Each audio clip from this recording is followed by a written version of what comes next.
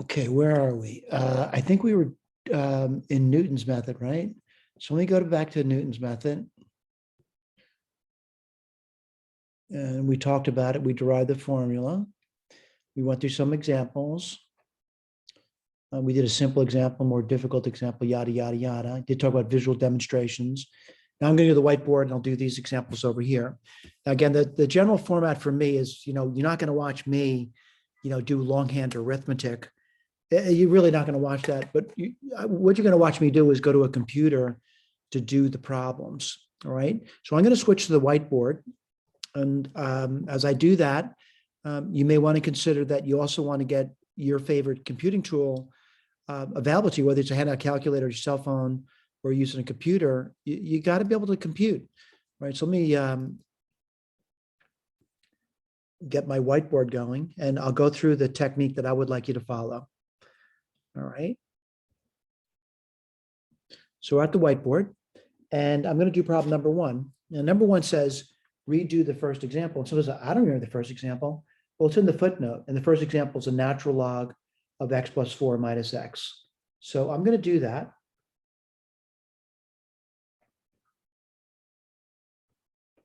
So f of x, whoops, sorry about that, equals the natural log. And again, I want to point this on the bottom of the page, x plus 4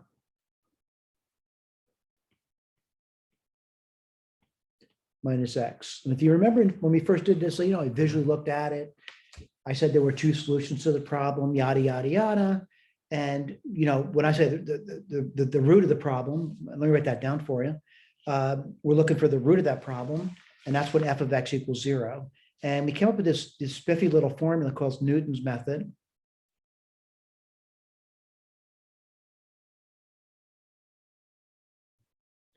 Which I understand for a lot of students is difficult. Let me make sure that's, I don't do a very good job of penmanship there, did I? So put that down, method. Okay. So what do we do? Well, I got to get f prime.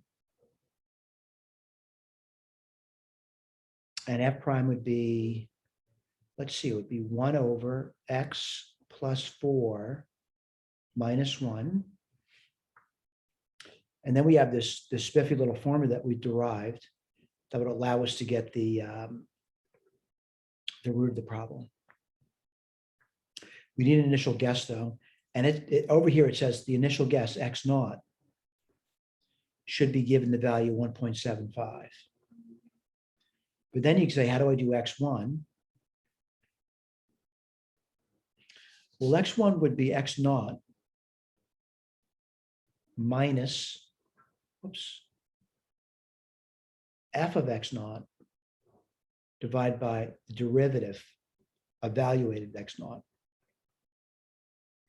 And then you get another value for x1, and they're claiming I get this value over here if I use the seed value 1.75.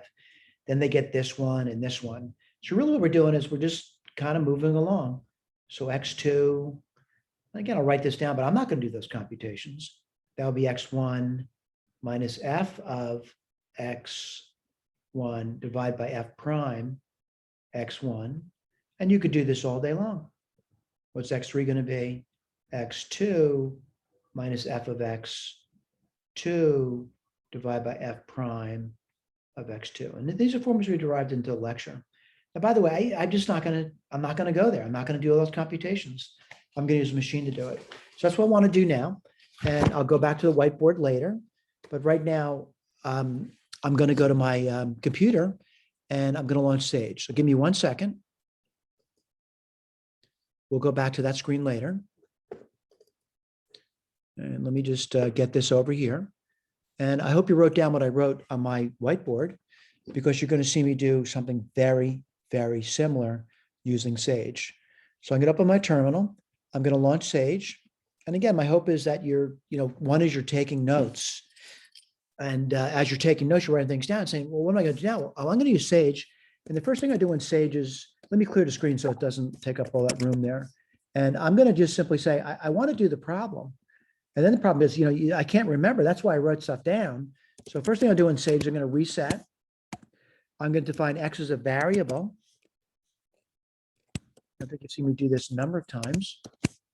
And then I'm going to say that the function f, again, I have it written down, and I got to look at my notes too. It's equal to, now in Sage, log is the natural log. Right? That's going to be true in the upper level course as well. X plus 4. Oh, by the way, that's written in the paper. Let me just go to the bottom of the page. That's right over there. So maybe you didn't need to copy it. It was written down for you. And then minus x, right? Now, if you remember what I did, I differentiate that. And I'm just going to simply call it a new function. I'm going to say d f x is a new function. And what is it? It's the derivative of f of x with respect to x.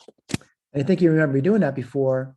And I'm going to display df for you just so you know that I can differentiate too.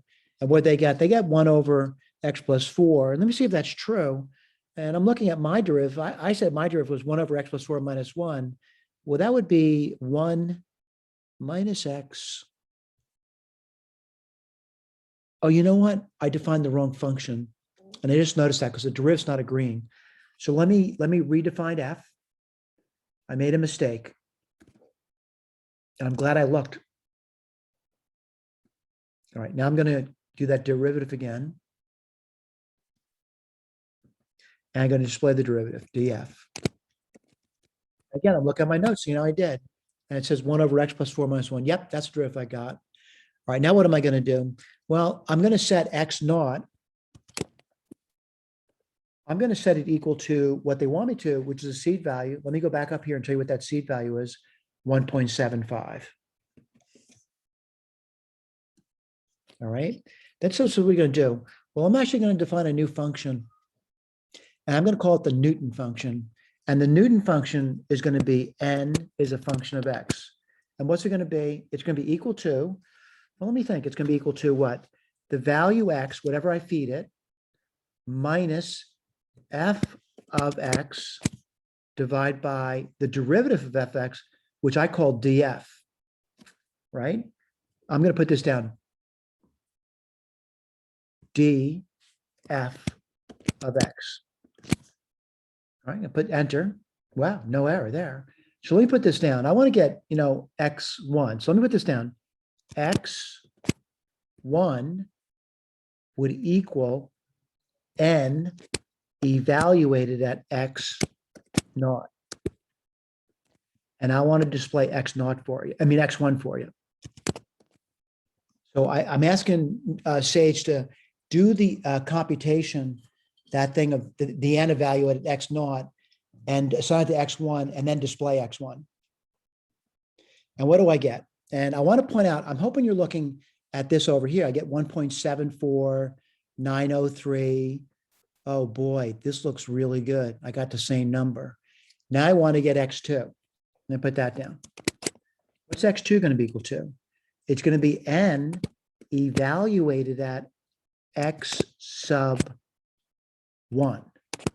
And what do I do now? We want to display x sub 2.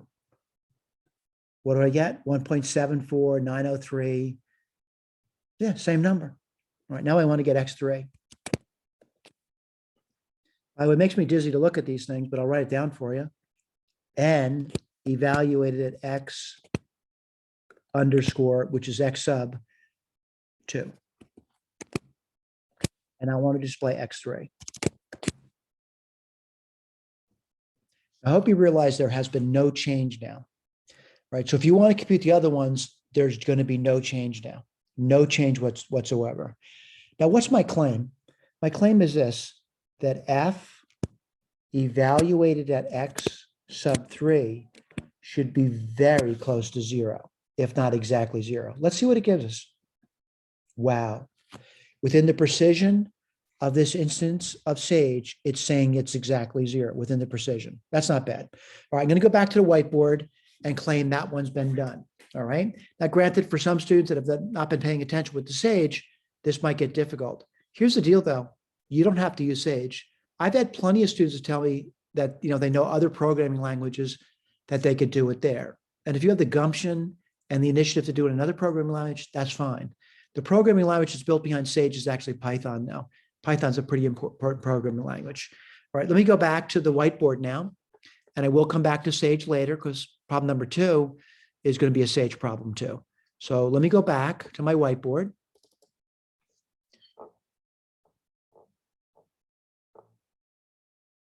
And I'm developing a little more confidence. And I want to do this one over here. It says, find the largest possible root of this problem over here. Well, the first thing I'd recommend is graphing it out. And I will do that in Sage for you, by the way.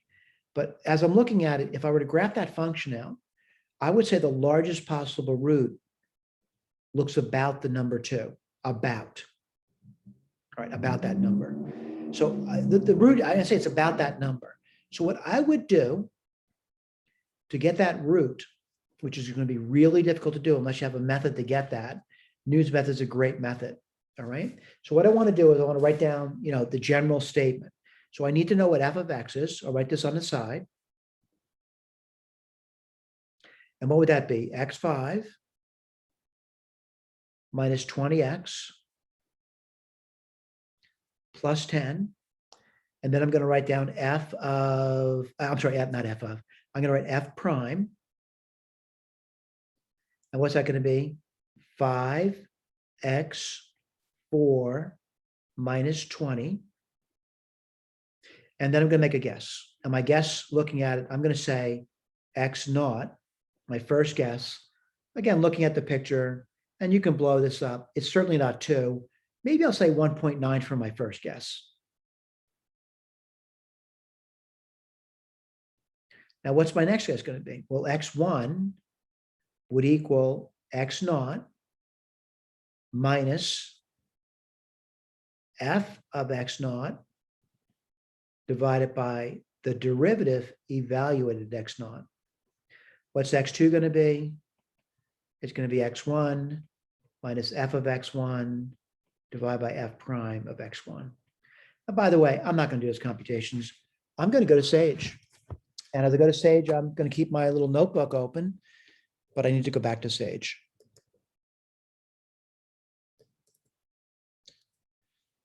So let's go back to Sage and let me write this down for you. And again, we've done one example already. You're learning now. And as I said, I was going to open up Sage. Let me clear the screen. I'm going to reset.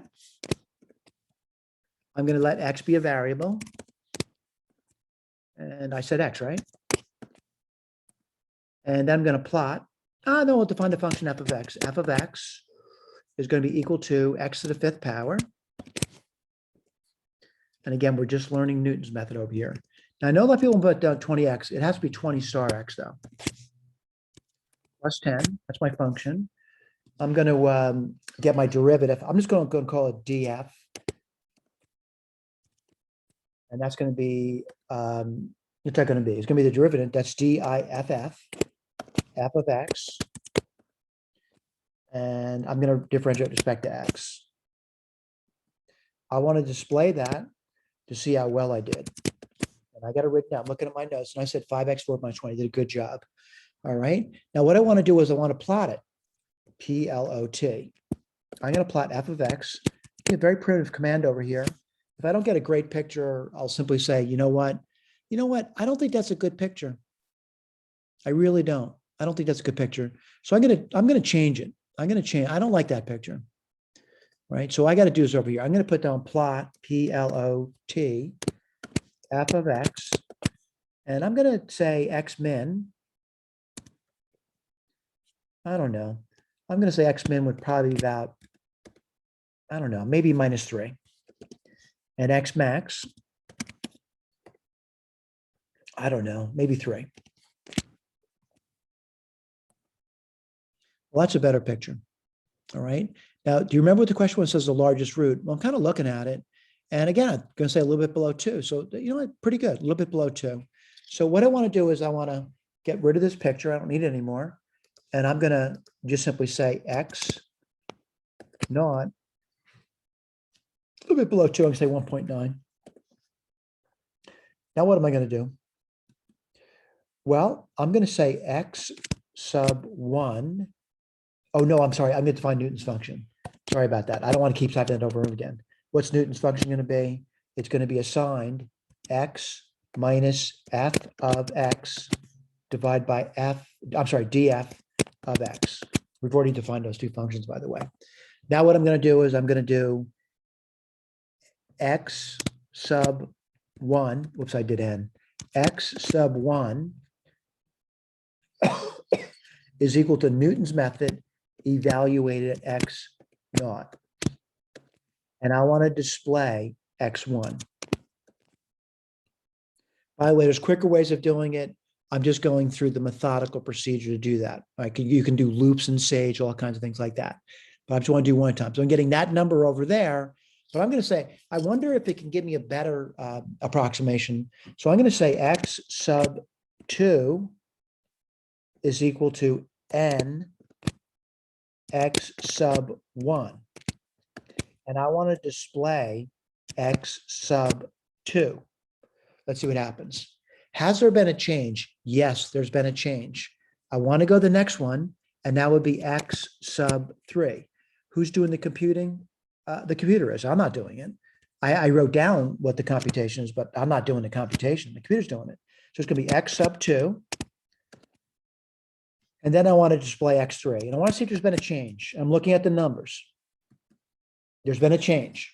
All right, I definitely see the change there. The numbers are not the same numbers. Now I'm going to go to x4. By the way, sometimes this can be very erratic, and it never comes down to a nice approximation, because it really goes wacky on me sometimes. So it's going to be x3 now, right? And I'm going to display x4 now. Let's say 1, 2, yeah, we're at 4. Was there a change? Yep, there was a change. Let's do x5 now. What's that going to be equal to? N x sub 4. And we want to display x5.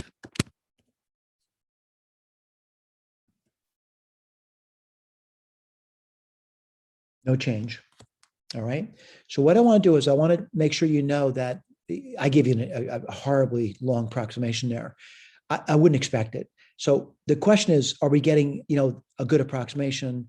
1.96506, 782, 798, 34. Yep, I got out over here. I got right out over here. That's where I got. All right. Not bad. All right. So within the precision of my settings in Sage, this is pretty good. Can Sage get out to even higher levels of precision? Certainly. All right. I want to point out, though, I'm going to show you something else now. So someone says, why would you do this to me? You need to learn how to use a machine. And someone says, well, yeah, I'm pretty good with my cell phone, and I'm really good with Twitter. This is not the skill set you're looking for, or at least what they're looking for in the real world. And maybe in some companies there are, but the bottom line, if you're going into the stimulated field, your ability to solve an equation certainly would be one of those skills. So I'm going to do it solve down, and I'm going to solve the equation x to the 5th power minus 20 star x. I'm not saying it's going to be able to do it, by the way. And here's the deal.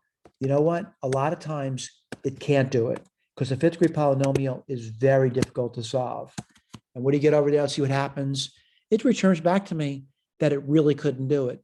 Now, by the way, there's other commands in Sage where you can get very good approximations to this, but getting a closed form of that, not by solve. You're not getting a closed form. 5th degree polynomials are incredibly hard to solve, by the way, unless they're written easily. And certainly this is not written easily. All right, let me go back to my whiteboard and give me 1 second to do so.